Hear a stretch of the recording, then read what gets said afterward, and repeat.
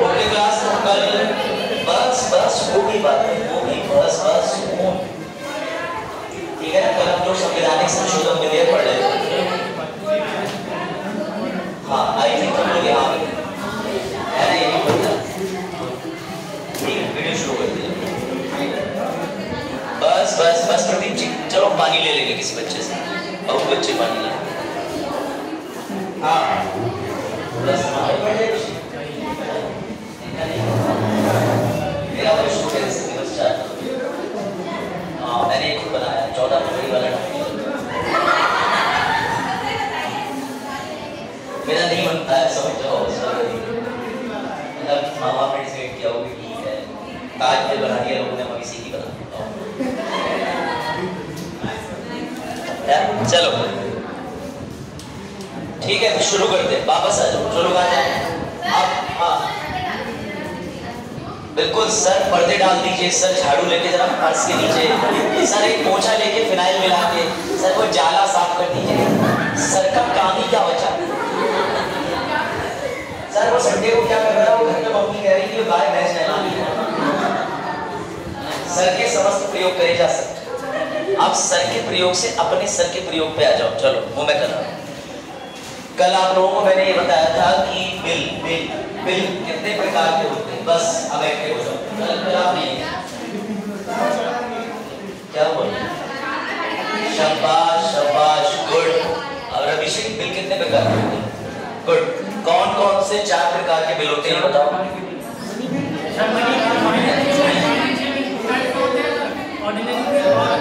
चलो मैं पूछता हूँ, बस बैठ जाओ। लाइट भी बंद कर दीजिए भैया, मान जाइए। पता अभी एक एप्लीकेशन लेके मारेंगे, उधर से आप आएंगे, इधर से एप्लीकेशन डालेंगे, उधर से आएंगे। ये वाला जो चलेगा वैसे ही अच्छा ह्यूमन कंसेप्ट है। समझ आ रहा है पापा क्या आपके तो बहुत ही हमसे ज़्यादा है, पीछे बैठिए बस। पापा ये तो सर आता है। चलो ठीक है, इसको मैं मिली थी। हाँ अब बाकी लोग वापस से एक्टिव हो जाओ और ध्यान दो। कल हम लोगों ने पढ़े थे बिल, और बिल का मतलब होता है विधेयक। सर ये बिल वही वाला बिल ना जो हम रेस्टोरेंट में जीएसटी 28% देके या 12% देके चुकाते हैं? बिल्कुल नहीं। इस बिल का मतलब है जो हमारी संसद में लोकसभा राज्यसभा बनाती है, बनाने के बाद पारित करती है। मैंने कल आपको बताया था कि धन विधेयक किसमें आता है, अनुच्छेद 110 में आता है। धन विधेयक का काम ये होता है सरकारी गुल्लक यानी संचित निधि से पैसा डालना, निकालना, गारंटी बांधना, टैक्स का उन्मूलन करना, छूट प्रदान करना, परिवर्तन करना, इस तरीके से 5 चीजें थी, ठीक है ना। तो ऐसी समस्त चीजों से अनुच्छेद 110 की बात करें। बस बस बैठ जाओ, कोई बात नहीं, कंबल ले आए तो मांस उसकी जरूरत है, समझ रहे? लेकिन कंबल एक ही ओढ़े, दो ना ओढ़े एक साथ, समझ रहे? हाँ पता चला 2 लड़के बैठे उसमें कंबल ओढ़े घोड़ों की तरह। देखो अब अगला बिल जो था वो था वित्तीय यानी कि finance bill. Finance bill category 1 category 2। ध्रुव अगर याद हो तो तुमसे पूछता हूं मैं, सरकार ने योजना निकाली कि चलो हाइड्रो इलेक्ट्रिसिटी प्रोजेक्ट बनाते हैं। सरकार ने 5000 करोड़ रुपए निकाले खाते से, प्रोजेक्ट पे लगाए, आपको बत्ती बांट रहे हैं, बिल से पैसा वापस आ रहा है। वित्तीय बिल श्रेणी 1 या 2? सब पास। सरकार ने पेंशन बांटने के लिए हमारे कंसोलिडेटेड फंड ऑफ इंडिया से पैसा निकाला, पेंशन में बांट दिया। वित्तीय बिल श्रेणी 1 या 2? कोई डाउट? उसके बाद तीसरा हमने साधारण देखा था। साधारण में भी 2 श्रेणी थी, जिसमें एक था सरकारी जिसे गवर्नमेंट बिल कहते थे, और दूसरा वाला था निजी विधेयक या प्राइवेट मेंबर बिल। हम लोगों ने उसके बाद सीधे जंप किया था ये ऑर्डिनरी बिल पढ़ने के बाद संवैधानिक संशोधन विधेयक में, जिसे हम कहते हैं कॉन्स्टिट्यूशनल अमेंडमेंट बिल। ये रहा, जब ये बिल पारित हो जाता है तो अधिनियम में बदल जाता है। ये बात ध्यान। ये 4 तरीके के बिल थे, जिससे कोई डाउट है वो देख सकता है। इसमें फाइनेंशियल बिल की 2 कैटेगरी थी और अंत में ऑर्डिनरी बिल था। अब हम आज जो पढ़ेंगे वो है संवैधानिक संशोधन विधेयक। संवैधानिक संशोधन विधेयक क्यों लाया जाता है कल मैंने बताया था, उसके पीछे ये है डिपेंड्स अपॉन जनता। सर जनता कैसे? जिस दिन जनता को महसूस होता है कि हमारे समाज में परिवर्तन या संशोधन की आवश्यकता है, तब सरकार संविधान में संशोधन करती है। सर क्या ये जरूरी है? हाँ अंशिका ध्यान देना, ये जरूरी है क्योंकि संविधान को जीवित दस्तावेज कहा जाता है। लिविंग डॉक्यूमेंट किसे कहते हैं? संविधान को, क्योंकि उसके अंदर परिवर्तन करे जा सकते हैं, करे जा सकते हैं। बिल्ली की कहानी कल हमने कवर कर ली थी, केशव नंदा भारती जी को कवर कर लिया था, न्यूज देख ली थी। अब फाइनली हम आते हैं सबसे इंपॉर्टेंट चीज पे जो मैं आपको पढ़ा रहा था, संविधान में संशोधन करने के 3 प्रकार होते हैं, पर बहुमत कितने प्रकार के होते हैं? 4 प्रकार। सर संशोधन और बहुमत में अंतर क्या है? संशोधन होता है साधारण तरीके से, विशेष तरीके से, या फिर विशेष तरीके से साथ में राज्यों का समर्थन भी चाहिए होता है। ये 3 तरीके, ये रटने वाली चीज, ठीक है। साधारण यानी कि सिंपल, विशेष यानी कि स्पेशल, और तीसरा वाला स्पेशल के साथ 28 राज्य हैं तो उसमें से 14 राज्यों की रजामंदी चाहिए। कोई डाउट? समझ गए सर? इसके साथ में साधारण बहुमत लिखा है, विशेष के साथ बहुमत लिखा है, तीसरे वाले के साथ भी बहुमत लिखा है। ये जो बहुमत लिखा हुआ है इसका मतलब होता है मेजॉरिटी। मेजॉरिटी सबसे आसान ये होती है, जैसे मैं क्लास से पूछ लूं कितने लोग चाहते हैं कि कल छुट्टी रखी जाए, तो किसी ने हाथ खड़ा करा, किसी ने नहीं खड़ा करा। अगर ज्यादातर लोग चाहते हैं छुट्टी हो तो फिर ज्यादा हाथ खड़े होंगे, उसे बहुमत कहते हैं। अगर कम हाथ खड़े हुए तो भैया सभी को पता है बहुमत नहीं बन पाएगा। ये बहुमत 4 प्रकार के होते हैं, एक साधारण होता है, प्रभावी होता है, पूर्ण होता है, विशेष होता है। अब हम इसी तरीके के बहुमत की बात करेंगे। इंग्लिश में से कहते हैं एब्सोल्यूट, ठीक है ना। एब्सोल्यूट के साथ में इफेक्टिव होता है, स्पेशल होता है, प्रेजेंट एंड वोटिंग होता है, इसे सिंपल कहते हैं। उससे पहले जरा इस प्रश्न का उत्तर दे दो आसान। शाबाश, ये भी प्रश्न कल मैं आपसे पूछ चुका हूं। अनुच्छेद 368 आर्टिकल 368 संविधान में संशोधन करने के तरीके बताता है। अगर आपसे पूछा जाए कि संशोधन करने की शक्ति किसे प्रदान है, तो बताओ इसका उत्तर। वेरी गुड सर, ये दोनों बातें कहाँ लिखी हैं? तो ये खुद 368 अनुच्छेद में लिखी हैं कि संविधान में संशोधन करने की संसद की शक्ति, यानी पार्लियामेंट के पास पावर है to make changes in the constitution of India. नहीं डाउट? चलो शुरू करते हैं। अब आ जाओ, एग्जाम्पल याद है? सीधे एग्जाम्पल पे आ जा रहा हूँ। मुझे आपको मेजॉरिटी समझानी थी, मैंने समझाई थी, फिर समझा दे रहा हूँ। अभिषेक सर ने एक बारात घर लिया किराए पे। सर कोचिंग बारात घर में? हाँ बेटा, ज्यादा जगह उसी में होती है। 1000 सीट वाला बारात घर लिया, ऐसी कुर्सियां डाली 1000, और मैंने कहा अब मैं बैच लगाऊंगा आरओ एआरओ या जो भी समस्त एग्जाम आए हुए, ठीक है, क्योंकि बच्चे यूपीएससी के लिए कम बैठते, तो उसके लिए जो 1000 लोगों के बैच की मैंने व्यवस्था करी वो हो गई। मैंने आपको कल बताया था, उसे कहते हैं पूर्ण बहुमत। क्या कहते हैं? पूर्ण। यानी सदन के अंदर टोटल जितनी सीट होंगी प्रिंस, उसे एब्सोल्यूट या पूर्ण कहते हैं। उदाहरण दो, उदाहरण लोकसभा के अंदर पूर्ण सीटें कितनी है? 250। गलत, राज्यसभा में 250 है, तुरंत नाम 3 से बाहर है। लोकसभा में 550, राज्यसभा में 250। अब ये हो गई टोटल सीटों की संख्या। फिर से समझना, इस क्लास में टोटल सीटों की संख्या 100 मान लेते हैं। मैंने 100 बच्चों के एडमिशन के लिए बाहर एक कुर्सी डाली और मैंने कहा जो बच्चे एडमिशन लेना चाहते हैं रजिस्ट्रेशन फॉर्म भरें और एडमिशन ले लें। 100 सीटें थी, 100 बच्चों के एडमिशन होने चाहिए थे, तब भी 10 बच्चों ने एडमिशन नहीं ली। सीटें कितनी बची? 90 सीटें बची। बेटा जो 90 सीटें बचेगी या 90 सीटें भरी जाएंगी, 10 तो खाली रह गई, तो जो 90 सीटें भरी गई हैं उसे कहते हैं प्रभावी बहुमत। कौन सा? यानी इफेक्टिव मेजॉरिटी। और जब मैंने बैच का पहले दिन अनाउंस करा कि 1 नवंबर को हम सुबह 11 बजे साथ में पढ़ेंगे, तो उस दिन जो 90 बच्चे थे उस दिन 55 ही आ पाए, अगले दिन 56 आ गए, उसके अगले दिन 89 आ गए, किसी दिन 90 आ गए।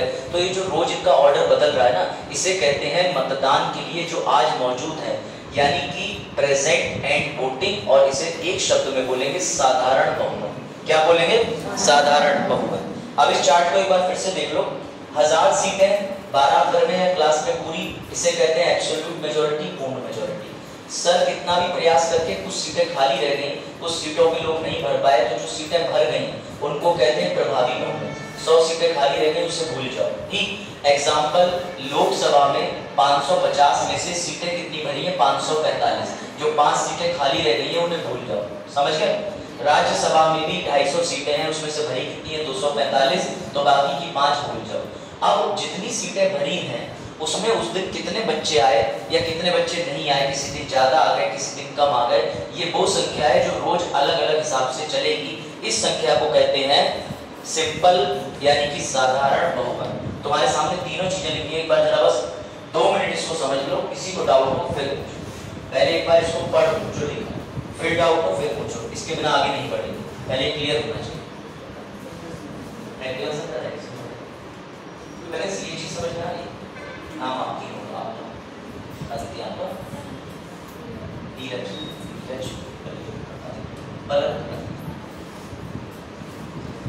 चीज समझ में आई। इसका प्रैक्टिकल भी मैं तुम्हें दिखा दे रहा हूँ, इसका प्रैक्टिकल ऐसे दिखा दे रहा हूँ मैं तुम्हें। अगर तुम्हें ये चीज समझ आ गई है तो तुम सीटों का क्लासिफिकेशन समझ जाओगे। ये लोकसभा में टोटल कितनी सीटें हैं? 550। उसे कहते हैं पूर्ण बहुमत। पूर्ण का मतलब एब्सोल्यूट।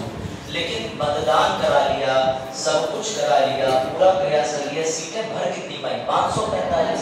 5 सीटें खाली रही। खाली वाली माइनस करने के बाद जो बचेगा उसे प्रभावी या इफेक्टिव बहुमत कहते हैं। कौन सा बहुमत कहते हैं? प्रभावी या इफेक्टिव। उसके बाद ये जो 545 है, बहुत बड़ी बात हो जाए, जो ये लोकसभा के अंदर सबके सब एक ही साथ कई दिन आ जाए या एक दिन आ जाए। किसी दिन 530 आते हैं, किसी को बुखार हो जाता है, कोई नानी घर चला जाता है, कोई शादी में चला जाता है, कोई डिवोर्स लेने चला जाता है, कोई दूसरी शादी करने चला जाता है। तो इस तरीके से जो 545 लोग हैं, ये बहुत कम ही हो पाता है कि सारे के सारे आ जाए। तो जिस दिन ये सारे आए या जो भी संख्या आए, मान लो 545 या 530 आए, उस दिन हम उनको बोलेंगे साधारण बहुमत। साधारण बहुमत। जैसे अभी मेरे सामने तुम लोग बैठे हो, एक क्लियर कट एग्जांपल है साधारण बहुमत का। कैसे? सर अभ्युदय में एनरोल हुए 300, सीटें कितनी थी? 500। एग्जांपल ले ले, एनरोल कितने हुए? 300। अब 300 में से मेरी क्लास में 75 आ रहे हैं, बाकी क्लासों में कम भी हो जा रहे हैं, ज्यादा भी हो जा रहे हैं। तो जो कम ज्यादा हो रहे हैं, आप लोग अभी बैठे हो, इसे मैं कहूंगा साधारण। और जब प्रदीप जी से मैं लिस्ट मांगूंगा तो वो देंगे मुझे 300 बच्चों की सूची, वो प्रभावी होगी। मैं कहूंगा टोटल कितनी सीटें थी, तो वो 500 सीटों की बात करें। समझ गए? अब भी कोई डाउट? अभिषेक समझ आया? ध्रुव इधर आप आगे, क्या नाम है आपका? सचिन। सचिन, अच्छा नाम, खिलाड़ी। अब देख लेना, तो मैं एक और चीज मैं दिखाता हूँ, इसका अगर यूज तुम समझ गए तो बढ़िया है। सबसे बड़ी बात यह है, कुछ चीजें कि सर ये जो प्रभावी बहुमत होता है, इसका प्रयोग कहाँ कहाँ होता है? प्रभावी बहुमत का मतलब एक होता है पूर्ण, एक होता है प्रभावी, एक होता है साधारण, एक होता है विशेष। अभी मैंने विशेष आपको नहीं बताया, 3 क्लियर कर दिए। 3 में से मैं आपको प्रभावी वाले का प्रयोग दिखा रहा हूँ कि देखो इफेक्टिव मेजोरिटी का प्रयोग इन कामों में होता है। लोकसभा के अंदर अध्यक्ष कौन होते हैं? सभापति कौन होते हैं लोकसभा के अंदर? सर नहीं होते, राज्यसभा के अंदर सभापति होते हैं। ठीक है, ध्यान देना। राज्यसभा के अंदर सभापति को हटाने के लिए या लोकसभा के अंदर अध्यक्ष और उपाध्यक्ष को हटाने के लिए जो बहुमत चाहिए होता है वो प्रभावी। प्रभावी बहुमत का सीधा मतलब होता है, इसलिए ध्यान देना सब लोग, प्रभावी मतलब सीटें थी 550, लेकिन 5 सीटें खाली रहेगी, उसको सब्ट्रैक्ट कर देंगे तो कितनी सीटें बचेगी? 545। तो जब भी कभी आपको राज्यसभा के सभापति को हटाना हो तो कौन सी मेजॉरिटी चाहिए? यानी जो आप वोटिंग कराओगे वो 245 लोगों के हिसाब से होगा। बात आई समझ? कोई डाउट? बस आपको ये चीज याद कर लेनी है, क्योंकि ये 1 लाइनर एग्जाम्स में पूछा जाता है। कई बार पूछा गया है कि प्रभावी बहुमत से किसे किसे हटा सकते हैं, तो उपराष्ट्रपति। इसमें आप बस ट्रिक ये है कि इसमें अध्यक्ष लिखा होगा। इसकी ट्रिक ये है कि इसमें अध्यक्ष लिखा होगा। आप स्टूडेंट हैं? अच्छा, आज आपका पहला दिन है? अच्छा, आपको क्लास से बैग लेके जाना है? हाँ, यही नहीं कह रहा। अच्छा, बैठना है, पढ़ना है? रजिस्ट्रेशन हो गया है? तब भी पढ़ना है? इसे कहते हैं इंटरव्यू में सर्टिफिकेट। चलो देखो, फिलहाल आ जाओ, हम लोग आज पढ़ रहे हैं मेजॉरिटी बहुमत कितने प्रकार के होते हैं। आपने पॉलिटी वगैरह से पहले कभी छुआ हो? अच्छा, कल आपने क्लास पढ़ी थी? ये लोग किताबें पढ़ते हैं, वेरी इंटेलिजेंट लाइफ थी। चलो कोई बात नहीं, अगर आप कल बैठे तो फिर ठीक है, मतलब आप चौक से कनेक्ट कर जाएंगे। वरना कल एक बच्ची हल्के से ऐसे हो गई थी, मैंने कहा बेटा क्यों सो रहा है? अब मैं घर पे ही सो गया। यहाँ इतना मन लग रहा था, मन से सोने मिल रहा था। हाँ ठीक है, तो इसमें आपको एक चीज याद रखनी है कि प्रभावी बहुमत से होता है। अगर आपको ये नहीं याद रह रहा है, नो वरीज, इसके एमसीक्यू मिलेंगे, उसे लगाना। सर साधारण की जरूरत कब पड़ती है? साधारण का मतलब अभी तुम सब प्रेजेंट हो, तुम्हारे से वोटिंग करा दी जाए तो साधारण की सबसे ज्यादा जरूरत पड़ती है। देखना, जब भी साधारण बहुमत चाहिए होता है, कभी भी किसी तरीके का प्रस्ताव पारित करना होता है, लेकिन इसमें एक चीज जो है वो याद रखना, इसमें लिखा है आपातकाल। एक शब्द आएगा इसमें, वो लिखा है आपातकाल को समाप्त करने की घोषणा। ये इंपॉर्टेंट है कि साधारण बहुमत कब चाहिए होता है? जब आपातकाल को समाप्त करने की घोषणा करनी हो। वरना जितने प्रस्ताव मैंने तुम्हें पढ़ाए, स्थगन प्रस्ताव, निंदा प्रस्ताव, धन्यवाद प्रस्ताव, विश्वास प्रस्ताव, अविश्वास प्रस्ताव, उसमें साधारण बहुमत से काम चल जाता है। सर साधारण बहुमत मतलब आज जितने आए हैं 245 में से लोकसभा में राज्यसभा में 245 में से, लोकसभा में 545 में से, उन्हीं का वोटिंग करा दो, इसे कहते हैं साधारण। मान लो उस दिन 300 ही लोग हैं तो 300 का 50% प्लस 1 यानी 151 वोट फेवर में पड़ गए, प्रस्ताव पारित हो गया। समझ गए? प्रभावी बहुमत का मतलब ये है कि जितने लोग आए हैं उससे फर्क नहीं पड़ता। 245 का 50% मान लो तो कितना होगा? 245 का 50% कितना होगा बताओ?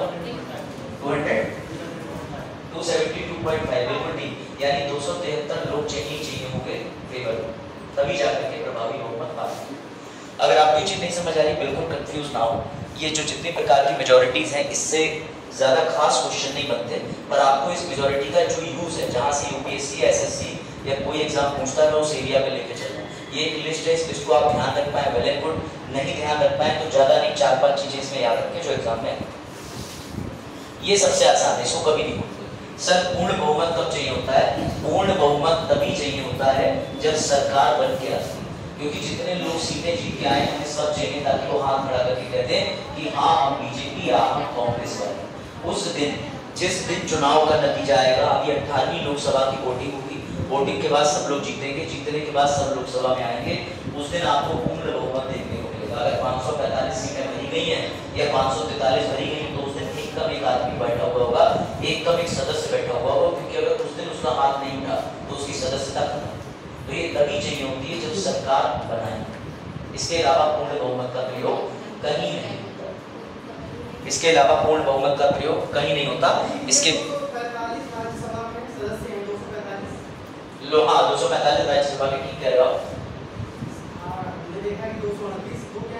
238 और 12 मैं बता रहा हूँ, इसके अंदर श्रेणी है, एक होते हैं नामांकित, एक होते हैं निर्वाचित। निर्वाचित मतलब इलेक्टेड, जो खड़े हुए थे किसी जगह से, केरला विधानसभा कहीं से भी खड़े हुए और उसके बाद उन्होंने इलेक्शन जीता आ गए। 12 इसमें नामांकित होते हैं। 12 वो लोग होते हैं जिनको लिया जाता है लिटरेचर, साहित्य, आर्ट, कला, सोशल साइंस, सामाजिक विज्ञान और उसके बाद में एक विज्ञान का क्षेत्र। जैसे सचिन को लिया गया था तो सचिन को सीधे हमने, राष्ट्रपति जी के हाथ में पावर होती है कि राष्ट्रपति एक नोटिस भेजते हैं, कहते हैं सचिन तुम सीधे राज्यसभा के नामांकित सदस्य हो गए। वो ऐसे 12 लोगों को कर सकते। हाँ 225 में क्या चीज? 225 समझा नहीं आपकी बात पे। 225 क्या चीज? कुछ आप बता दो ना, मैं समझ नहीं पा। हाँ 225 वाली आपको बात बता।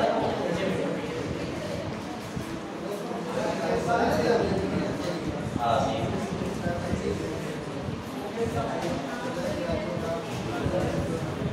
इसको 225 और आपकी वर्तमान में 233, इसलिए आपने हमारा वर्तमान में 233 हाँ चलो फिर आगे बढ़ते हैं। ठीक लिखा है जो मैंने सिखा रहे हैं ना वो ठीक है। चलो ध्यान दो इधर, यानी कि अगर लोकसभा में 545 लोग चयनित होकर आए हैं तो सिंपल सी बात है राज्यसभा में 245 हैं और हमें पूर्ण बहुमत चाहिए, तो फिर कुछ नहीं, जितने लोग जीत के आए हैं उस दिन वो सब लोकसभा में होने चाहिए ताकि उनकी वोटिंग होगी। अगर 273 प्लस यानी कि 50% से ज्यादा सीटें बन गई, सरकार बन जाएगी। उस दिन किसी का भी अब्सेंट होना मतलब सरकार गिरने के बराबर होता है, सीधी बात समझिए। ये पूर्ण बहुमत का प्रयोग बस इसी काम में, ये लो पढ़ लो लिखा हुआ है। उदाहरण के लिए लोकसभा में पूर्ण बहुमत का मतलब 545 का 50% प्लस 1 यानी 273 है, क्योंकि अगर इसका 50% करोगे 272 पॉइंट कुछ बनेगा और आधा आदमी तो ला नहीं सकते, तो भैया उन्होंने कहा कि एक ही ले आओ जनता को। उसके बाद राज्यसभा में भी यही लॉजिक है, राज्यसभा में भी 50% प्लस 1 तो 245 की अगर आप बात करो 245 से आधा आप कर ही सकते हो, है ना? मैथ तो आती है ना सब। हाँ या लिखूं चल तो 123 खाली यहीं पर इसका प्रयोग किया जाता है। 3 तरीके की मेजॉरिटी का दोबारा प्रयोग समझ लीजिए। सर आपने बताई थी सबसे पहले एब्सोल्यूट पूर्ण का ये रहा, उसके बाद आपने प्रभावी बताई थी, प्रभावी का बस यहाँ यूज होता है। फिर आपने साधारण वाली जो बताई थी सबसे ज्यादा यूज साधारण का होता है। साधारण का इसलिए होता है आसान होता है, जैसे हमें बिल पारित करना है। अब जितने लोग आज बैठे हैं उनका 50% से ऊपर डलवा लिया, हो गया काम। अब हम सभी सदस्यों का इंतजार करेंगे तो सब तो आ रहे हैं। कोई चला गया 40 दिन छुट्टी पे गोवा, कोई चला गया 40 दिन थाईलैंड, कोई चला गया 40 दिन बैंकॉक। सर थाईलैंड बैंकॉक की क्यों, समझ लो। स्पेशल मेजॉरिटी की बात करते हैं। स्पेशल मेजॉरिटी पहले ये लोग ध्यान कर लो सर, ये विशेष बहुमत जो है ये कहाँ से आया, तो ये विशेष बहुमत यहाँ से आया। ये हमें 4 कवर करने थे, मैंने चौथा वाला छोड़ रखा है, उसमें क्वेश्चन मार्क बनाया है, सबसे जटिल है, इसे मैं कहता हूँ सी सेट। क्या नाम रखा है इसका? सी सेट। क्यों रखा है बताता हूँ बेटा। जिस भी बहुमत में, याद रखना, जिस भी बहुमत में तुम्हें ये संख्या देखने को मिले 2/3, 2/3, 2/3, 2/3 जहां दिख जाए उसको स्पेशल नाम दे देना। मैं इसे सी सेट बोलता हूँ। सी सेट के पेपर में गणित आती है, तो ये एकमात्र ऐसा बहुमत है जिसमें 2/3 फ्रैक्शन चल रहा है, समझ गए ना। बाकी किसी भी मेजॉरिटी में तुम्हें 2/3 देखने को मिला नहीं मिला ना। तो सर इसका हम प्रयोग कब करते हैं? मुबारक को इसका प्रयोग सिर्फ 4 ही जगहों पे करा जाता है। सर वो 4 जगहों के बारे में बता दीजिए कहाँ कहाँ होता है। तो ये विशेष बहुमत का प्रयोग सिर्फ 4 जगह होता है, बताता हूँ कहाँ कहाँ। तो ये विशेष बहुमत क्या होता है? जैसे हमने साधारण समझा था, पूर्ण समझा था, प्रभावी समझा था, लेकिन ये जो विशेष है इसका नाम ही विशेष है, इसे समझा था। इसका प्रयोग 4 जगह होता है। पहला अनुच्छेद 249 के मामले में, अनुच्छेद 61 के मामले में, एक अनुच्छेद 368 और दूसरा 368 प्लस राज्यों का अनुसमर्थन। ऐसे ही नोट कर लेना, अभी सब याद हो जाएगा। 50% ऑफ स्टेट्स, इसको ऐसे लिख लेना कि विशेष बहुमत, विशेष बहुमत 4 चीजों में चाहिए होता है। विशेष बहुमत 4, 10 रेड लिया ग्रुप में मैंने डाल दिया, सुबह सुबह डालिए, सुबह या रात में, भाई नोटों में ऐसी चीज रात 10 बजे या सुबह 10 बजे, नहीं रात में, लेट नाइट। लड़कियों वाले ग्रुप में सब एक्टिव थी, उन्होंने जल्दी देख लिया। मुझे तब पता रात में लड़कियों वाले ग्रुप में डबल टिक लग गए थे, लड़के बेचारे आ रहे कुछ डाला ही नहीं। चल ठीक है ना, चलो बात करते हैं। आप देखो ध्यान से बेटा, स्पेशल बहुमत का मतलब समझ लो। गुड। स्पेशल बहुमत 4 प्रकार का खुद में होता है। सर पहले तो आपने बताया संविधान संशोधन 3 प्रकार से होता है, उसमें बहुमत 4 प्रकार से होते हैं। अब ये जो अंतिम वाला है इसके अलग 4 प्रकार होते हैं। हाँ मैंने यही समझाया, संविधान में संशोधन 3 प्रकार से, बहुमत 4 प्रकार के। आखिरी वाला जो विशेष में पढ़ा रहा हूँ उसमें खुद 4 है, तो तुम्हारा डायग्राम ऐसा होना चाहिए 3, 4 और लास्ट वाले में एरो बना के फिर से 4। समझ गए? ये डायग्राम मेंस में डाल देना जब भी कभी मेंस लिखो, पीसीएस हो चाहे यूपीएससी हो, समझी? गुड। अब देखो ध्यान से, 4 प्रकार के विशेष बहुमत में सबसे पहला होता है, सबसे बढ़िया वाला, आपको पता होना चाहिए कि भारत में राष्ट्रपति को चुना कैसे जाता है। अप्रत्यक्ष चुनाव से, हम आप वोट नहीं देते, उन्हें वोट देते हैं मेंबर ऑफ लेजिस्लेटिव असेंबली, तुम्हारे विधायक, और राज्यसभा लोकसभा के जो भी निर्वाचित सदस्य वो देते हैं, उनका एक निर्वाचक मंडल होता है। बिल्कुल छोड़ दो उसे। राष्ट्रपति को जब भी हटाना होगा, उन्हें हटाना कोई ना तो सिंपल बात है ना बच्चों का खेल है। राष्ट्रपति को स्पेशल दर्जा प्राप्त है, तो राष्ट्रपति हटाओगे कैसे? विशेष बहुमत से। राष्ट्रपति को हटाने के लिए अनुच्छेद 61 में प्रावधान चला है, लेकिन ये समझ लो जब भी राष्ट्रपति को तुम्हें हटाना होगा तो महाभियोग बोलते हैं उस प्रक्रिया को, इम्पीचमेंट। क्या बोलते हैं? यानी राष्ट्रपति जब भी संविधान का पालन करने में फेल लगे तो लोकसभा या राज्यसभा के लोग जाएंगे, एक कागज बनाएंगे, उस कागज पे लिखेंगे राष्ट्रपति ने संविधान के संचालन में कमी पाई गई है, हम राष्ट्रपति को हटाना चाहते हैं। इस प्रक्रिया को महाभियोग कहते हैं। स्पीकर महोदय उस बिल को ऐसे ही नहीं पढ़ेंगे, उस बिल को हटाने के लिए भी पहले स्पीकर महोदय कहेंगे राष्ट्रपति को हटा दो, बोले हाँ जाओ जाके 50 लोग लेके आओ, तो 50 लोग भी लगते हैं राष्ट्रपति को हटाने के लिए। अब 50 लोग मिल गए और एक बिल पेश करने वाले हमारे कांग्रेस के मंत्री जी मिल गए, तो स्पीकर महोदय कहेंगे कि जितने लोग राष्ट्रपति को हटाने के लिए सहमत हैं वो वोटिंग करें। तो जब सब लोग वोटिंग कर रहे होंगे तो मेरी बात ध्यान से समझना, राष्ट्रपति को हटाने के लिए जो वोट चाहिए, वोट बहुमत, वो 2/3 चाहिए, परंतु पूर्ण वाला, एब्सोल्यूट वाला।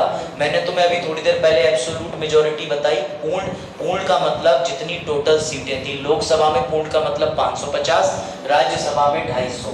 तो पूर्ण का मतलब यहाँ है राष्ट्रपति को हटाने के लिए लोकसभा के अंदर 550 सीटों का 2/3 चाहिए, राज्यसभा में 250 सीटों का 2/3 चाहिए।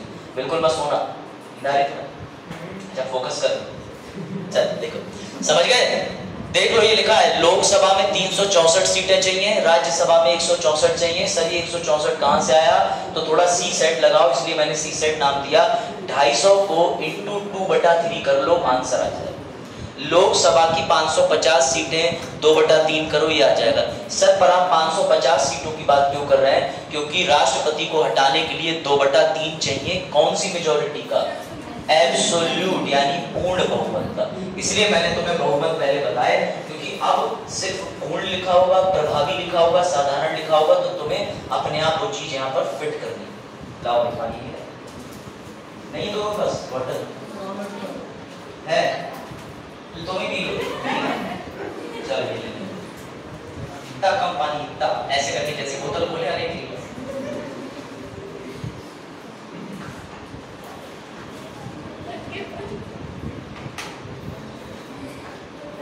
समझे? और पता है आपको, राष्ट्रपति को हटाने के लिए सबसे कठिन है, क्योंकि 550 का लोकसभा का 2/3 वोट हो जाए बहुत बड़ी बात, राज्यसभा का 2/3 हो जाए बहुत बड़ी बात। लोग इतने आते ही नहीं। जरा सोच के देखो कि उस दिन जितने भी लोग आए, लेकिन हमें 364 वोट चाहिए लोकसभा से, राज्यसभा में जितने भी लोग आए हमें 164 वोट चाहिए। 250 तो सीटें हैं, 245 भरे हुए हैं, उसमें से 164 आ जाए बहुत बड़ी बात है, छुट्टी पे रहते। लोकसभा के अंदर भी 545 सीटें भरी हुई हैं, उसमें से 364 लोगों का वोट हाँ में चाहिए, तो राष्ट्रपति हटेंगे। तो इसे कहते हैं महाभियोग की प्रक्रिया। ये अनुच्छेद 61 में दी गई। अनुच्छेद 61 कहता है राष्ट्रपति पर महाभियोग चलाने की प्रक्रिया, यानी राष्ट्रपति को हटाया कैसे जाता है। ये चीज क्लियर हुई? फिर से देख लो। सर आपने स्पेशल मेजॉरिटी में 4 कैटेगरी बताई, इसका 4 ही जगह प्रयोग होता है, कहीं प्रयोग और नहीं होता, सिर्फ 4 जगह। राष्ट्रपति को हटाना है, सबसे जटिल है, क्योंकि लोकसभा के पूर्ण बहुमत का 2/3, राज्यसभा के एब्सोल्यूट या पूर्ण का 2/3 चाहिए। कोई डाउट? अब आगे बढ़े दूसरे वाले पे। इसमें हमने 61 वाले को पूरा कर लिया, अब 249 वाला देख लो। पहले मैं तुम्हें 249 की खासियत बता देता हूँ। जब भी केंद्र को लगेगा, सर केंद्र मतलब दिल्ली के अंदर संसद हो, कि राज्य की कोई जगह हमारे मतलब की है, वो उसे राष्ट्रीय संपत्ति घोषित कर सकता है, अपने हाथ में ले सकता है। ये पावर है अनुच्छेद 249 की। कैसे? उसे तुम्हारे यहाँ पीलीभीत टाइगर रिजर्व जो उत्तर प्रदेश सरकार ने खोला है, उसे लगा कि ये जरूरी है, केंद्र के पास होना चाहिए। वो कहेगा अनुच्छेद 249 में राष्ट्र के हित में अब हम इसे केंद्र की संपत्ति डिक्लेयर कर रहे हैं, कर देगा। लेकिन ऐसे नहीं करने देंगे, उसके लिए हम वोटिंग कराएंगे। क्या कराएंगे? वोटिंग। लोकसभा में अलग मतदान कराएंगे, राज्यसभा में अलग मतदान कराएंगे। क्यों कराएंगे? ताकि लोकसभा राज्यसभा की सहमति मिल जाए तो उसको राज्य की संपत्ति ट्रांसफर की जा सके। किसको? केंद्र को। ये जो ट्रांसफर या ये जो मतदान या ये जो संपत्ति की बात मैं कर रहा हूं, इसे समझना।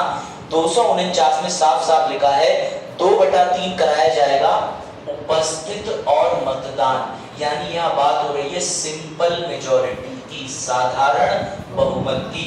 जब भी कभी केंद्र को राज्य की कोई संपत्ति चाहिए होगी, तो अनुच्छेद 249 का प्रस्ताव पारित करने के लिए लोकसभा में उस दिन जितने लोग आए होंगे उनका 2/3, राज्यसभा में जितने लोग आए होंगे उनका 2/3। लेकिन याद रखना, ऐसा राष्ट्रपति के महाभियोग में नहीं था। वहां 2/3 किसका चाहिए था? पूर्ण का। यहाँ किसका चाहिए? साधारण। ये चीज समझ लेना, ये ट्रिक है। 2/3 यहाँ किसका चाहिए? साधारण का। यानी अगर केंद्र को राज्य की संपत्ति चाहिए, वो लोकसभा में जाएगी, कहेगी जितने भी लोग आज आए, यानी जो उपस्थित हो वही मतदान कर दो, उनका 2/3 निकालेगी, बस हो गया। अगर उस दिन 300 लोग आए होंगे तो क्या हो जाएगा? 200 लोगों के बहुमत से काम हो जाएगा। सर कैसे? 300 गुणा 2/3 करोगे तो आंसर आ जाएगा। ऐसे बात है। 249 में बहुमत अलग प्रकार का चाहिए 2/3 के साथ, राष्ट्रपति को हटाने में 2/3 के साथ बहुमत अलग प्रकार का चाहिए। अब आगे बढ़े। थोड़ा समझ में आ रहा है, थोड़ा कॉम्प्लिकेटेड है, लेकिन कंसेप्ट है, लेकिन समझ जाओ। चलो आगे। उसके बाद अभी 2 और बचे, ये थोड़े और मजेदार हैं, ये सबसे इंपॉर्टेंट है। आपने कभी ये सोचा है कि सुप्रीम कोर्ट या हाई कोर्ट के जजेस को हटाने के लिए क्या चलता है? उसकी भी एक प्रक्रिया होती है। सुप्रीम कोर्ट का जो जज होता है, उसके बारे में मैंने आपको पार्लियामेंट विशेष अधिकार पढ़ाए थे, तो ये बताया था कि संसद के अंदर अनुच्छेद 121 की वजह से हाई कोर्ट और सुप्रीम कोर्ट के जज के बारे में कोई उल्टा सीधे कमांड नहीं करता, बात नहीं करता। लेकिन एक चीज याद रखना, लोकसभा राज्यसभा दोनों को शक्ति है कि वो उच्च न्यायालय और सर्वोच्च न्यायालय यानी सुप्रीम कोर्ट और हाई कोर्ट के जजेस को हटा सकते हैं, उसके लिए भी स्पेशल मेजॉरिटी चाहिए, 2/3 चाहिए। लेकिन याद करना कि 2/3 जो यहाँ पर चाहिए उसमें बहुत बड़ा गेम है। वो कैसे समझाता हूँ। सबसे पहले मुझे ये बताओ, लोकसभा का 245 का 50% कितना बनेगा? 273। मान लें राज्यसभा का, लोकसभा का 545 का 50% मैंने बताया, राज्यसभा का 245 का 50% कितना बनेगा? 123 बनेगा। अब ध्यान से सुनना, लोकसभा राज्यसभा में जितने भी सदस्य हैं उनका जो भी 50-50% होगा वो अलग निकाला जाएगा। इसके अलावा 2/3 साधारण बहुमत का करा जाएगा, दोनों में से जो ज्यादा हो। मेरी बात ऊपर से नहीं, ये मैं चाहता हूँ फिर से समझो, मैं दोबारा बता रहा हूँ। ये सबसे अलग टेक्निक है। इसमें देखो 50% भी लिखा है, 2/3 भी लिखा है। इससे पहले किसी में 50% नहीं था। यहाँ परसेंटेज और फ्रैक्शन दोनों है। ये अनुच्छेद 368 के अंदर किया जाने वाला संशोधन है, जिसमें सुप्रीम कोर्ट, हाई कोर्ट के जजेस को हटाया जा रहा है। उन्हें हटाना आसान चीज नहीं है। ध्यान देना बेटा, बिल्कुल मत सोना। लोकसभा में 245 का 50%, राज्यसभा में 245 का 50%, उन दोनों को कागज पे लिख के रख दिया। अब जितने उस दिन आए हैं उसका 2/3 लोकसभा का, उसका 2/3 राज्यसभा का कागज पे लिख दिया।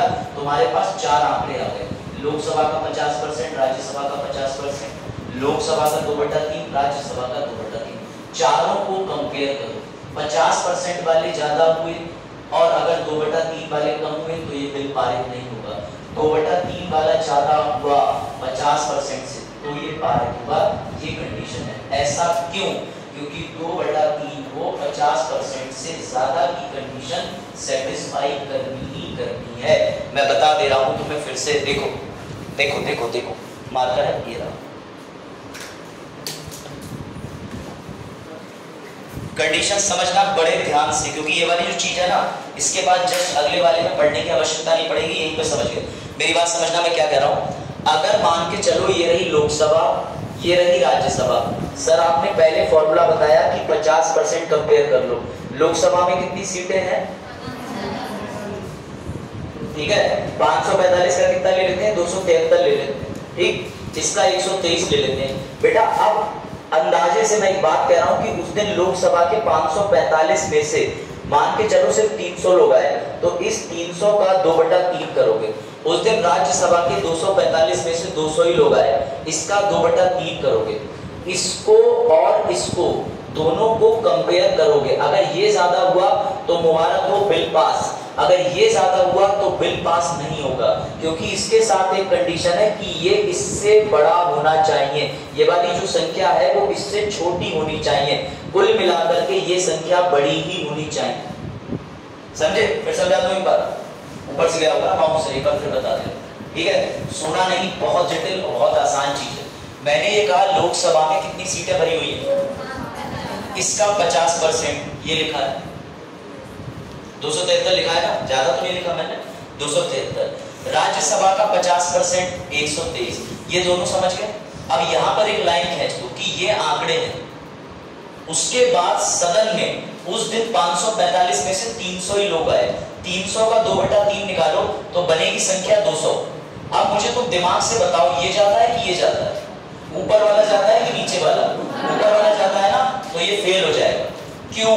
क्योंकि साफ साफ कहना है कि 2/3 जो तुम नीचे निकाल रहे हो वो ये वाली संख्या से ज्यादा ही होना चाहिए।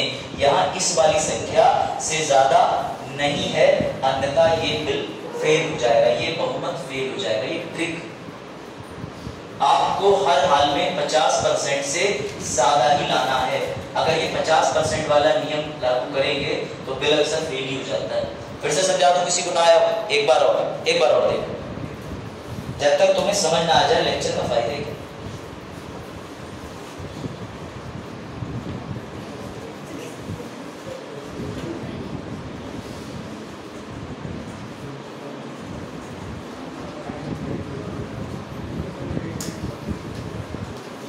चलो अब एक बार सब लोग फोकस हो जाना।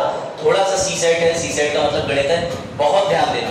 अभी तक आपने जितने बहुमत देखे थे उसमें सिंपल चल रहा था, किसी में 2/3 था, जैसे राष्ट्रपति को हटाने के लिए 2/3 किसका था, पूर्ण वाले का, ठीक है, वो भी भूल जाओ। उसके बाद आपने देखा अनुच्छेद 249, उसमें साधारण वाला था 2/3 कि जितने लोग आ जाए उनका 2/3 कर दो, 2/3 निकल के जो भी आ रहा है सेटिस्फाई कर दो, ये अलग है। इसमें मैंने ये कहा कि अगर आपको सुप्रीम कोर्ट और हाई कोर्ट के जजेस को हटाना है तो आप चाहे लोकसभा में बिल ले जाओ चाहे राज्यसभा में ले जाओ, वहां पर आपको बहुमत देना पड़ेगा। इस बहुमत की कंडीशन समझो, लोकसभा में कुल सीटें जो भरी हुई हैं 545, राज्यसभा में भरी हुई सीटें, कोई दिक्कत? इसका अगर हम 50% की बात करें तो बनेगा 273, इसका अगर हम 50% की बात करें तो ये बनेगा 123, कोई दिक्कत?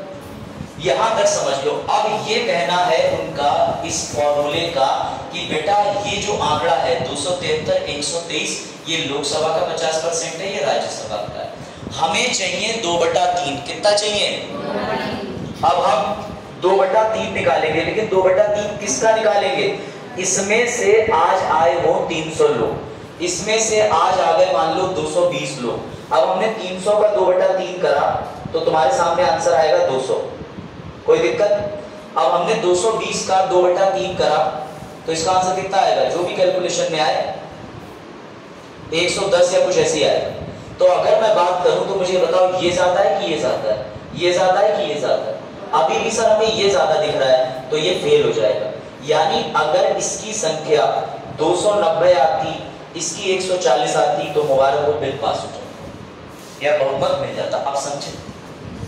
थोड़ा समझ में आया? मैं तो जल्दी कैच करते हुए, ये इतनी आसान प्रक्रिया है, बस इसको जटिलता से लिखा है। लिखने के बाद अगर आपसे मैं सिर्फ ये पढ़ के सॉल्व करने को दे दूं, आप यकीन मानिएगा आप इसे पढ़ के डायरेक्टली इंप्लीमेंट नहीं कर पाओगे। बहुत से लोग नहीं कर पाते, संसद के सदस्य नहीं कर पाते, आप तो छोड़ दो जो वहां बैठे, उन्हें नहीं पता होता कि 2/3 क्या है। इसीलिए वहां आईएएस की जरूरत पड़ती है, पार्लियामेंट समिति की जरूरत पड़ती है, महासचिव की जरूरत पड़ती है। तुम्हारी तरह आईएएस आईआरएस आईपीएस ऑफिसर्स होते हैं जो सीनियर हो जाते हैं, जिनको यहाँ पे ड्यूटी लगती है। एसएससी के अंदर आपके कई ऐसे विभाग हैं जो आपको डायरेक्ट संसद के अंदर नौकरी देंगे। और भी छोटे यूपी की विधानसभा में वैकेंसी आरओ समीक्षा अधिकारी, उन लोगों को इतनी हिंदी गणित तुम्हारे सिलेबस में क्यों डालिए? क्योंकि तुम्हें ये सॉल्व करना है।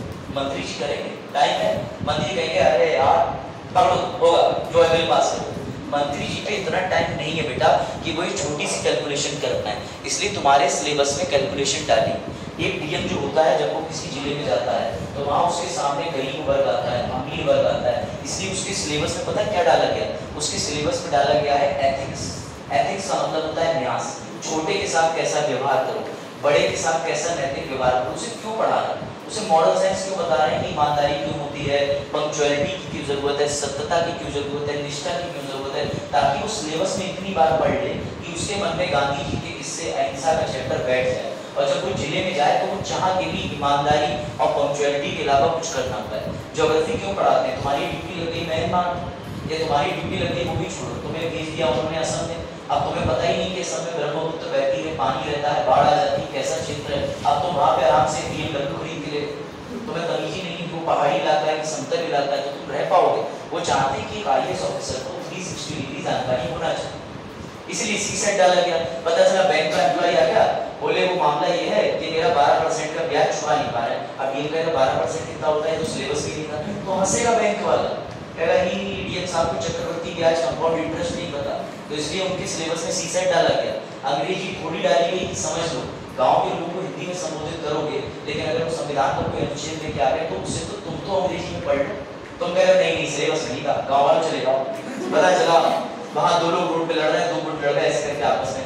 अब मुझे फोन मिला है, अभिषेक सर आपने सिलेबस नहीं बताया था, 2 लोग चढ़ाए तो 2 को मार दे तो क्या करना है? तो क्या करें, ड्यूटी रिजाइन दे दें? बेटा तुम्हारी बौद्धिक क्षमता का विकास करवाना होता है, समझ लो, इसीलिए तुम्हारे लिए सब्जेक्ट बनाया गया। हिस्ट्री क्यों पढ़ी? ताकि पता चला तुम समझ जाओ।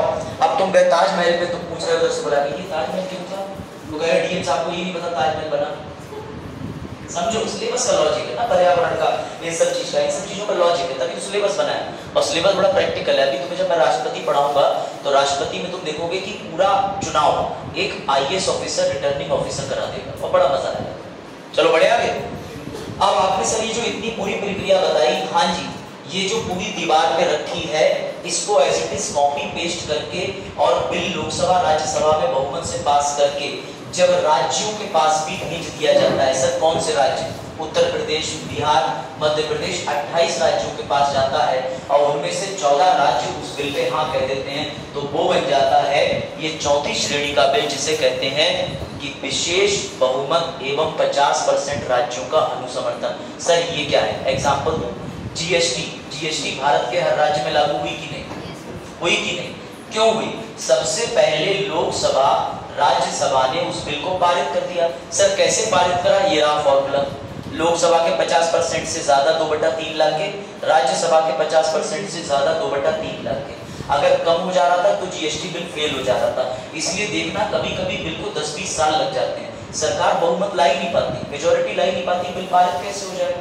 उसके बाद जब सरकार ने जीएसटी बिल लोकसभा राज्यसभा यानी संसद में पास कर लिया, अब जीएसटी को वो उत्तर प्रदेश में भी वसूलेगी, जीएसटी को वो बिहार में भी वसूलेगी, तो तुम क्या बिना मर्जी के किसी राज्य से पैसा छीन लोगे?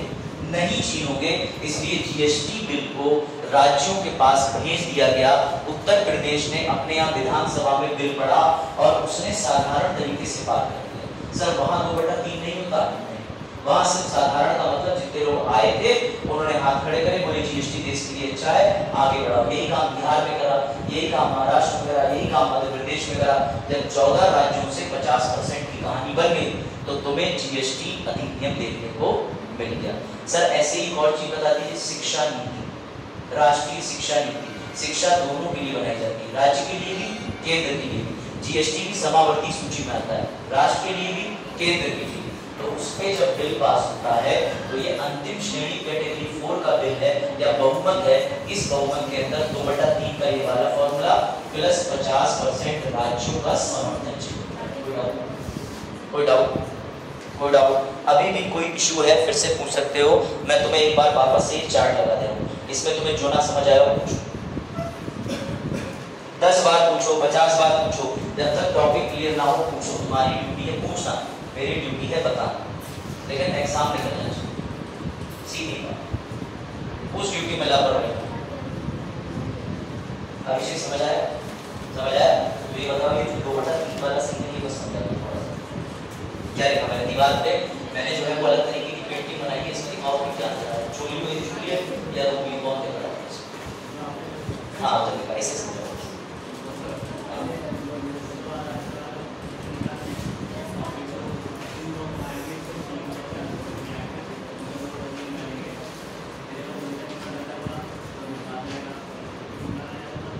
गुड, ताली बजाओ इसी के लिए भाई, नाम की चल रही है, जोर से बजाओ। अच्छा दुश्मन नहीं है, कुछ लोग पैर से बजा दे रहे हैं, चप्पल किस पे दे रहे हैं? कम से कम अभिषेक नाम का सम्मान। अगर अभिषेक तक चीज पहुंच, राहुल तुम्हारे लिए गाली बजेंगी, बात सॉरी क्यों रहे? क्या है क्या लिखा बोर्ड में? सुनो राहुल बता रहे, राहुल का बढ़िया है। वो टीना कहती है तुम्हारा नाम राहुल, राहुल तुम्हारा नाम किसी ने नहीं सुना, पीछे कह रहा है वही कोई राहुल, बता जल्दी सबको।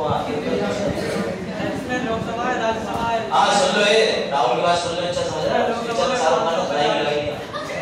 545 सीटें, हाँ उनका 50% है, 273 उसमें से 545 में से जो लोग उपस्थित हैं लोकसभा में उनका 2/3, हाँ, और राज्यसभा में 245 सीटें, उनका 50% 123 है, और उनका 2/3।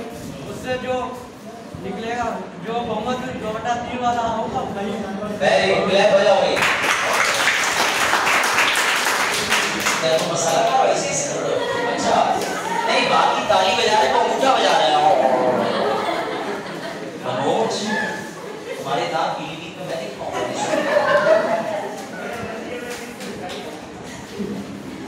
कोई बात नहीं, आज प्रिंस की खुशी में थोड़ा तो चलता है, करना चुना क्या है, समझ गए?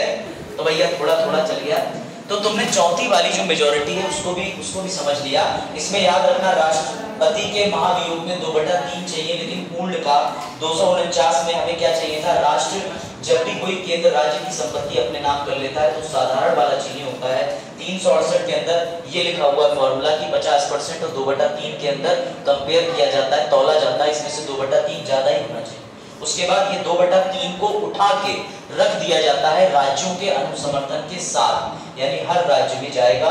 14 राज्यों ने 28 में से स्वीकृति दे दी। सर 28 में से 14 मतलब कल को 29 हो जाएंगे, उसका 50% कर लेना। जितने राज्य उतने 50% अनुसमर्थन मिलने पे वो बिल बन जाता है जीएसटी, राष्ट्रीय शिक्षा बिल, राष्ट्रीय शिक्षा अधिनियम, ऐसे कई हैं। तो क्या तुम्हें अगर ये सवाल पूछा जाए बच्चों वाला, इसका आंसर कोई गलत नहीं देगा। निम्न में से कौन सा बहुमत भारत की संघीय प्रणाली पर प्रभाव डालता है? निम्न में से कौन सा बहुमत among these which of the majority affect the federal structure of the constitution? बताओ अच्छा, संघीय प्रणाली याद आ रही है कुछ? अगर आ रही है तो उत्तर भी दे दो। इनमें से कौन सा संघीय प्रणाली पर प्रभाव डालता है? तो कम आ दो, नेगेटिव भी है। लाओ दो पानी पी।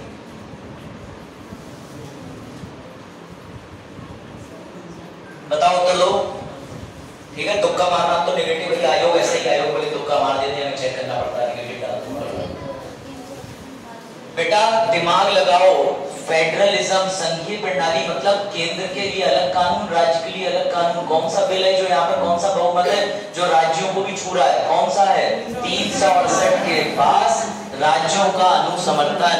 इसीलिए मैंने इस स्लाइड को तुम्हें थोड़ा छिपा के दिखाया था। ये देखो, ये अब तुम्हें कनेक्शन समझ आया कि सर जो चौथा वाला था जिसमें 50% राज्यों से भी आप स्वीकृति ले रहे थे, वो संघीय प्रणाली पर। ये हिडन क्वेश्चन है, एसएससी यूपीएससी कोई भी दे देगा और वो ऐसे ही क्वेश्चन बनाता है। कुछ चीजों में तो क्वेश्चन मैं भी बना लेता हूं। राहुल समझ आया? जो तो तुम्हारे पुलिस वाले कितने लिए 465 कम के तो नहीं होता, रहते ही है कि अपने पास से डालना पड़े, रोते हुए 200 800 पे 100 बच्चा। चलो ठीक, बढ़े आगे। ऐसा कौन सा बहुमत है जो समावर्ती सूची पर प्रभाव डालता है? कल के अब तो बता दो। समावर्ती सूची पे यही वाला जो राज्यों के पास भेजोगे, क्योंकि केंद्र के लिए भी कानून बन रहा है, राज्य के लिए भी बन रहा है। कोई डाउट? तो 4 तरीके के बहुमत भी तुमने पूरा कर लिए। अब आज हम लोग बनाएंगे, आज हम लोग बिल बनाएंगे। चलो बिल बनाते हैं, शुरू करें बिल बनाना। बिल बनाया था कि नहीं बनाया? बिल नहीं बनाया था? चलो भाई बिल बनाएंगे। बजट हमारा,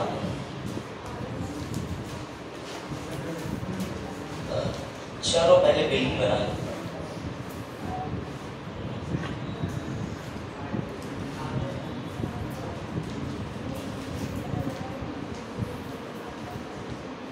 मिल गया।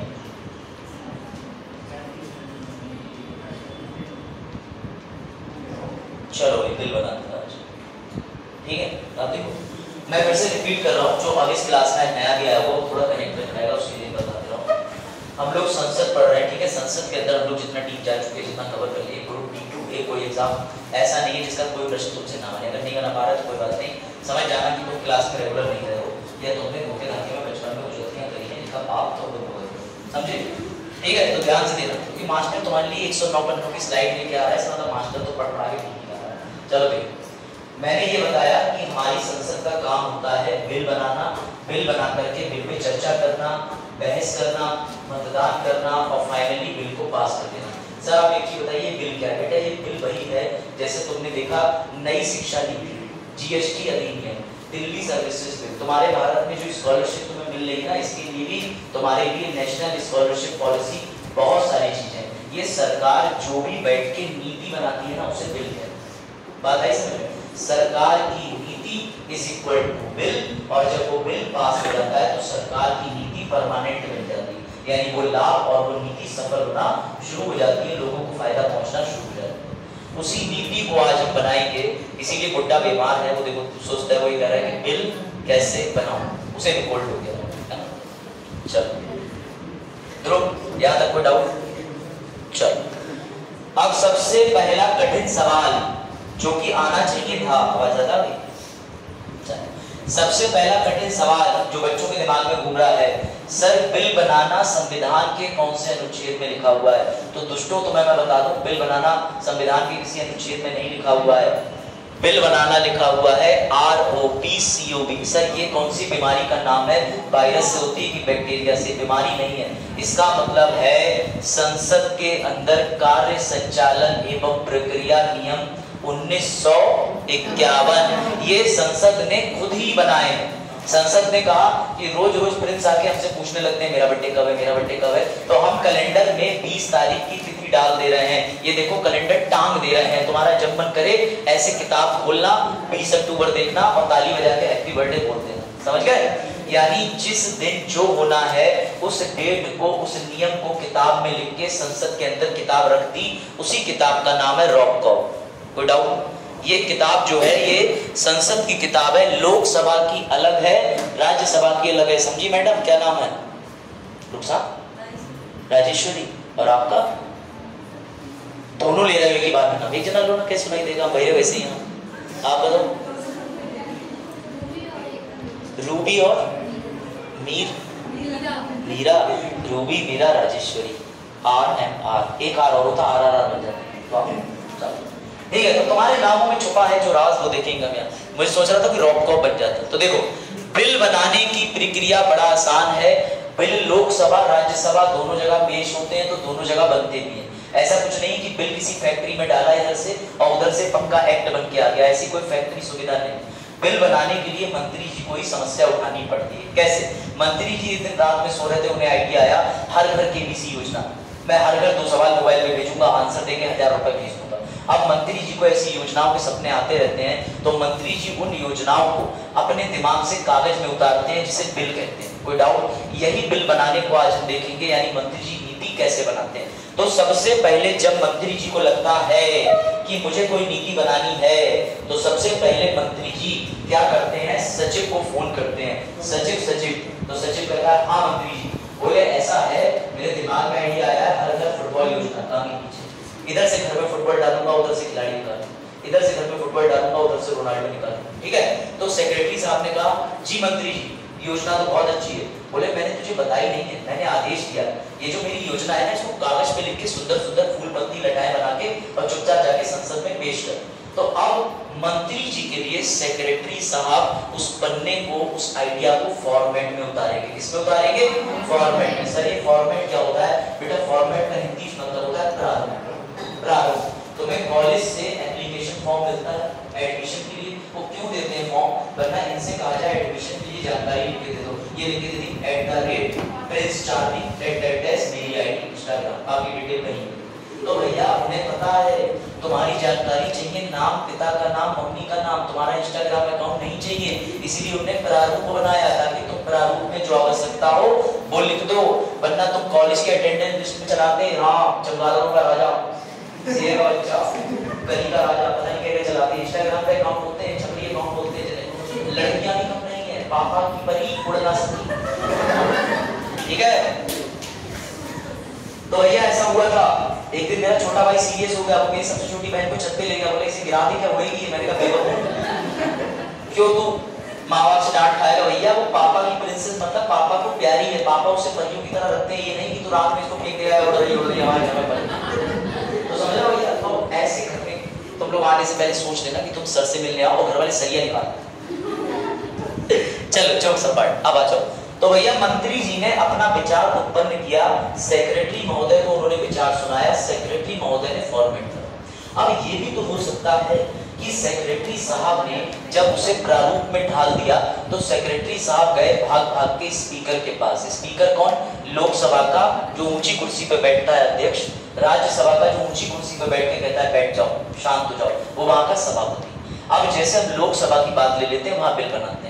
लोकसभा में मंत्री जी के सेक्रेटरी ने फॉर्मेट कर दिया। अब वो बिल किसके पास जाएगा? तो भैया तीसरी स्टेप में बिल जाएगा स्पीकर के पास। किसके पास? स्पीकर, लोकसभा के अध्यक्ष के पास। क्यों? क्योंकि अध्यक्ष बॉस ऑफ द हाउस होता है, वो चेक करेंगे कि इस बिल के अंदर कोई त्रुटि तो नहीं है, तुमने कुछ ऐसे हिंदी के अमर्यादित शब्द तो नहीं लिख दिए कि तुम हनी सिंह का रैप गाए दे रहे हो वहां खड़े होके, हमें चाहिए बिल। तो ऐसी सारी चीजों की जांच जो है वो बेटा हमारे स्पीकर महोदय कराते हैं। सर कैसे कराते हैं? उस जांच को अंग्रेजी में स्क्रूटनी बोलते हैं। क्या बोलते हैं? स्क्रूटनी। कई बच्चों ने अपनी यूनिवर्सिटी से कॉपी आने के बाद या तो इम्प्रूवमेंट भरते हो या स्क्रूटनी फॉर्म भरते हो। उस स्क्रूटनी का मतलब होता है जांच के लिए, ये हमारी कॉपी चेक करो, तुमने कैसे 33 नंबर दे दिए, हम तो 13 के लायक भी नहीं थे।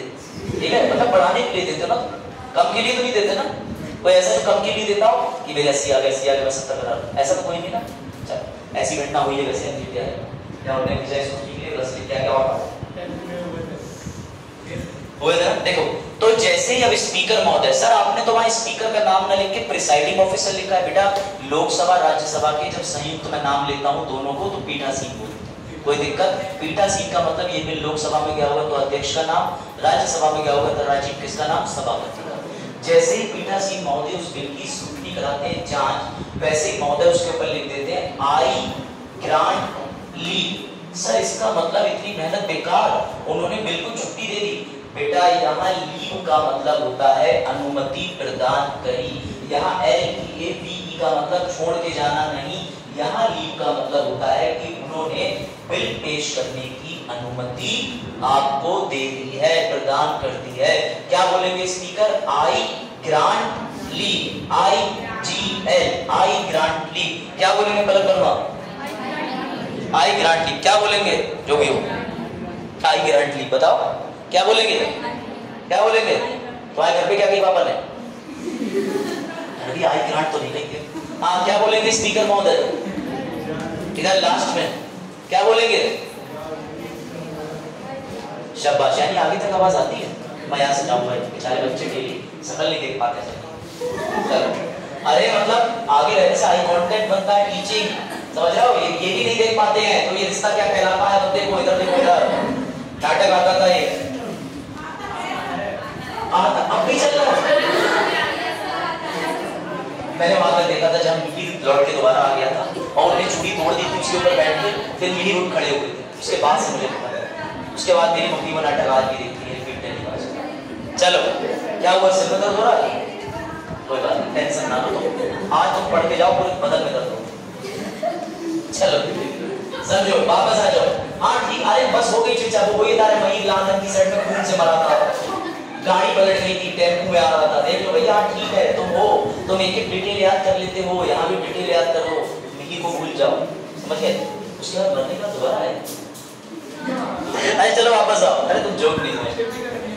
जैसे ही लोकसभा के स्पीकर ने स्क्रूटनी करा ली, जांच करा ली और कह दिया ओके, अब तुम्हारे से एक रटा रटाया सवाल, बेटा जो बिल था वो अगर गवर्नमेंट मिनिस्टर साहब ने पेश किया है तो कितने दिन मिलेंगे, 7 दिन। और अगर बिल को कांग्रेस या किसी ऐसे पार्टी ने करा है जो व्यक्ति मिनिस्टर नहीं है तो कितने दिन, 30 दिन या 1 महीना, दोनों एक ही बात है। गुड राजीव। यानी कि ये जो 7 दिन लिखा है ये सर आपने इसलिए लिख दिया था क्योंकि आप मंत्री जी का बिल पढ़ रहे हैं। कोई डाउट? अगर मैं यहाँ लिखता कि मेंबर ऑफ पार्लियामेंट का बिल है तो यहाँ 30 दिन का समय आता, वो निजी बिल बोला जाता। कोई डाउट? अब ध्यान से सुनना, मजेदार कहानी। सर आपने ये जो पूरी स्टेप बताई है क्या है, तो भैया ये देखो ये क्या है, पीछे जा रहे हैं क्या आगे जा रहे हैं, कुछ समझ ही नहीं आ रहा, स्लाइड अलग ही रूपरेखा में चल रही, ये बढ़ गई। अब ध्यान से देखना, ये जो अभी मैंने तुम्हें बताया इसे कहते हैं परिचय। ये डिब्बा बनाओ, मैंने तुम्हें इंट्रोडक्शन बता दिया, यानी अब हम पढ़ेंगे पहली रीडिंग, दूसरी रीडिंग, तीसरी रीडिंग और उसके बाद लास्ट में 1 2 3 स्टेप है ये बताऊंगा। मैंने तुम्हें इंट्रो बता दिया, इंट्रो मुझे बताएंगे राज। सबसे पहले मंत्री जी ने बिल फॉर्मेट करने का काम किसे दिया, सेक्रेटरी। सेक्रेटरी ने फॉर्मेट करके प्रारूप में डाला। अब सेक्रेटरी लोकसभा के अंदर किसको बिल पकड़ाएगा, वेरी गुड। स्पीकर क्या करवाएगा बिल का, स्क्रूटनी, जांच, चेक करवाएगा।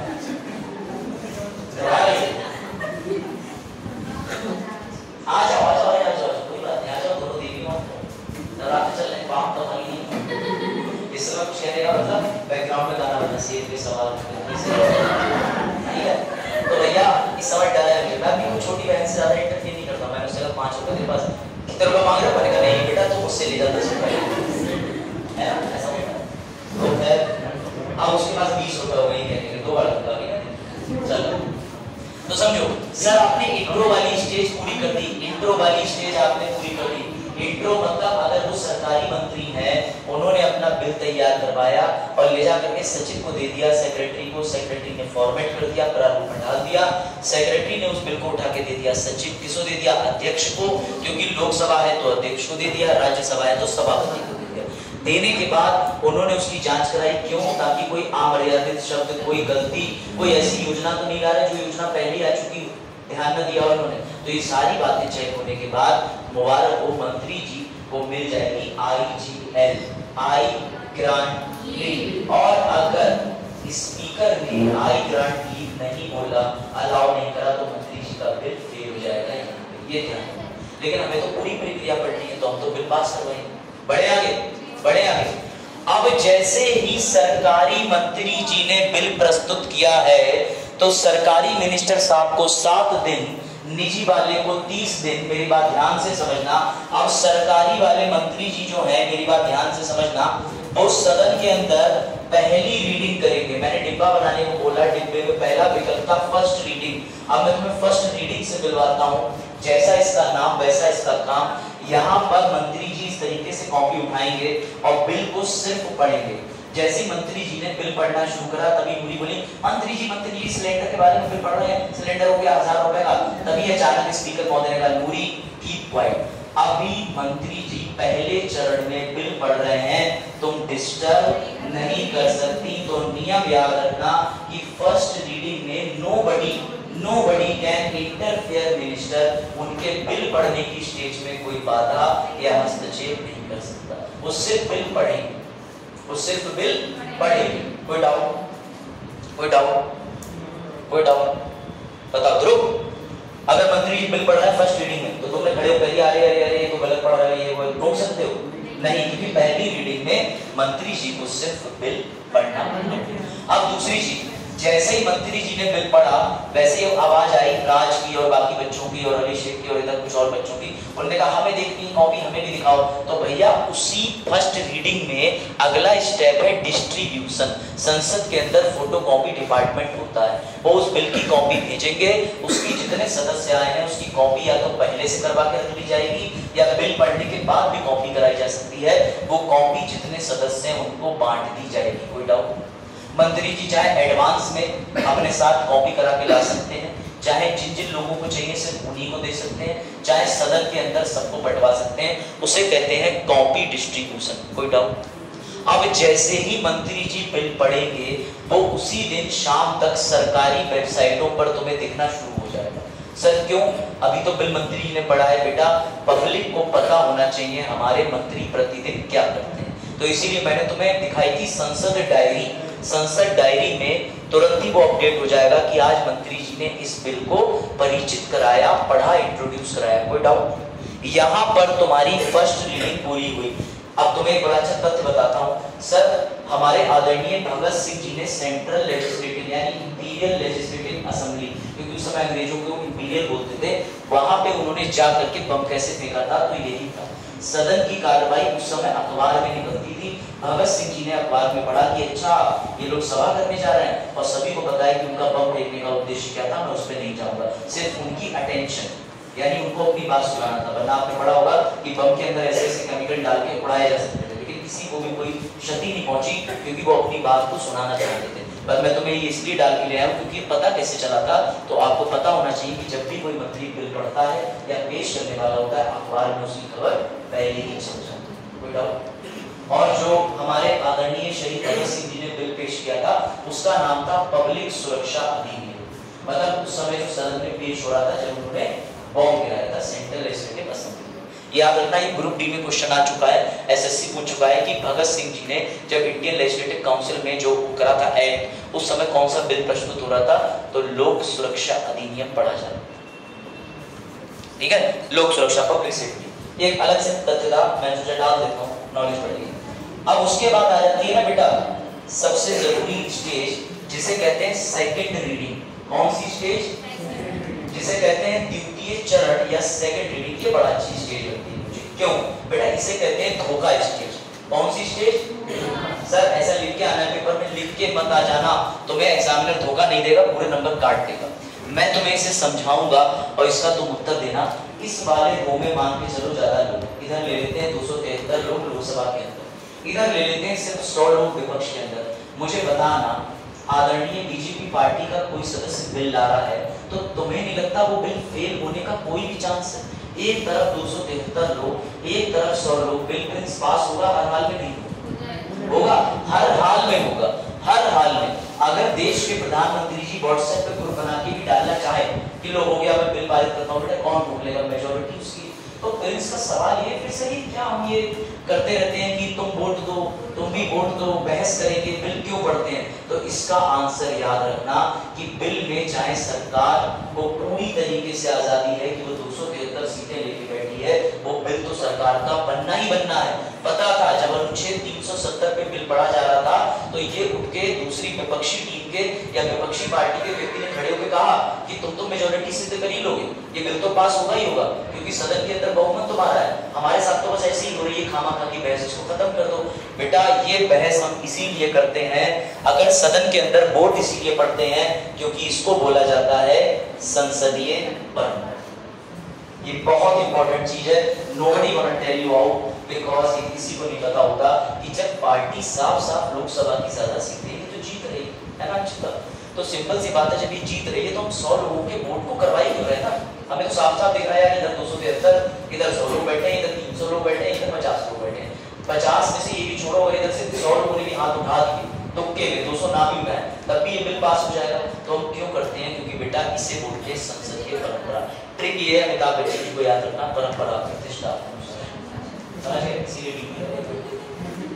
इसीलिए क्या करें, हर चीज में ह्यूमर और हर चीज में पढ़ाई का कनेक्शन बनाया जा सकता है, लेकिन बस टीचर कुछ लाइक होना चाहिए, है ना? तो आजकल केबीसी आ रहा है, तो केबीसी में इन्हें देख के मुझे याद आ जाती है कि वही पिक्चर जो हमारे एज के लड़कों के लिए 3-4 बार देखी जाती है। सब बड़े मोहब्बतें पिक्चर थी ना।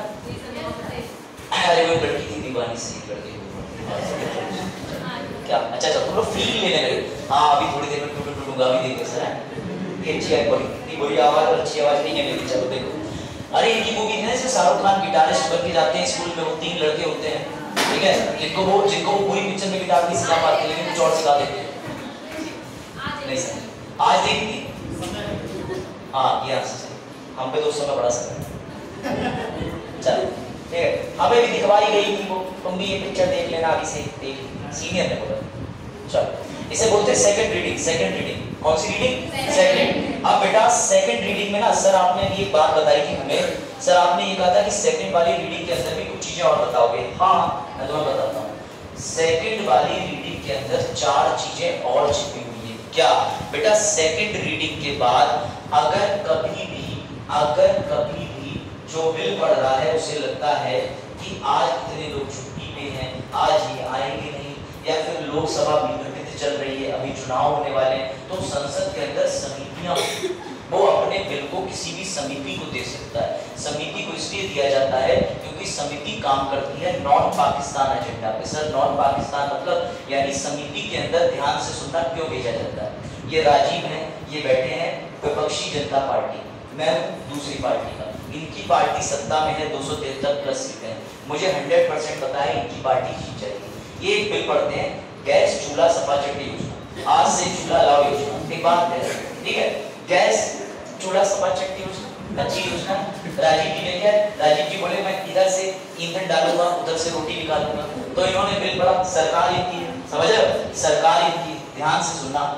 मुझे कहीं ना कहीं मैं विपक्ष में बैठा हूँ, कांग्रेस से दूसरी पार्टी, मुझे इनकी योजना अच्छी लग रही है, लेकिन क्योंकि मैं कांग्रेस का व्यक्ति हूँ और ये बीजेपी पार्टी के व्यक्ति हैं तो मैं इनका विरोध तो करूंगा, ये मेरा धर्म है। मैं तो बहुत बुरी योजना है, बहुत ही बुरी योजना है, पर नहीं बहुत ही बुरी योजना है, हिम्मत कैसे हुई लाने की, महंगाई रोक देंगे, ये रोक देंगे, लेकिन उधर बैठ के मैं मनी मन मुस्कुरा रहा हूँ, यार क्या योजना है, ये योजना इतनी तगड़ी है, ये बीजेपी का नहीं होता। मैं इसके बिल्कुल माथे को पकड़ कहता बेटा क्या लेके आया, मतलब अब तो मैं आगे मत ले जाओगी सर, माथे को ऐसे किस करके बिना कर देते बेटा, वो सब नहीं चल रहा है यहाँ में, माथे का आशीर्वाद देख कहता अरे यार क्या बिल यार मजा आता है यार, अगर तो हमारे कांग्रेस में होते तो हम तो आज इसी बिल पे समर्थन करते। इसीलिए बनाई जाती है संसदीय समिति। संसदीय समिति का मतलब हम इधर से कांग्रेस, इधर से सीपीआई, इधर से आम आदमी पार्टी के लोग उठाएंगे, 25 से 30 लोग उठाएंगे, उन्हें भेज देंगे दूसरे कमरे में जहां वो विपक्ष नहीं है, जहां उनको पूरा अधिकार है कि उन्हें जिस बिल को पॉजिटिवली अच्छा लगना है उस पर खुल के रिपोर्ट दे सकते हैं, इसलिए समितियां बनाई जाती हैं। ताकि आमने सामने किसी कांग्रेस के व्यक्ति को वो स्कीम अच्छी तो लग रही है लेकिन वो बोल नहीं सकता, तो पीठ पीछे जाकर के वो समिति के माध्यम से पॉजिटिव वोट दे सकता है। समझे? आप सुनो बड़ा इंटरेस्टिंग तथ्य।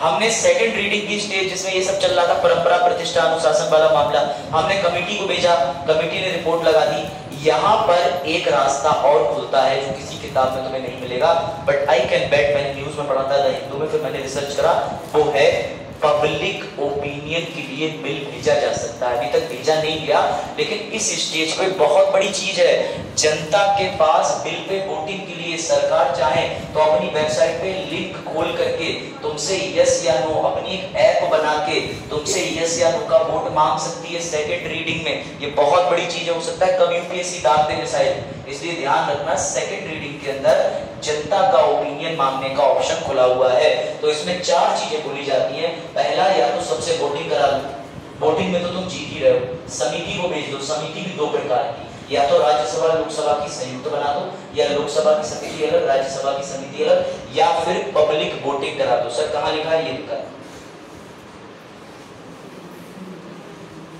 अब इतनी अंग्रेजी के लिए हिंदी मत कहना।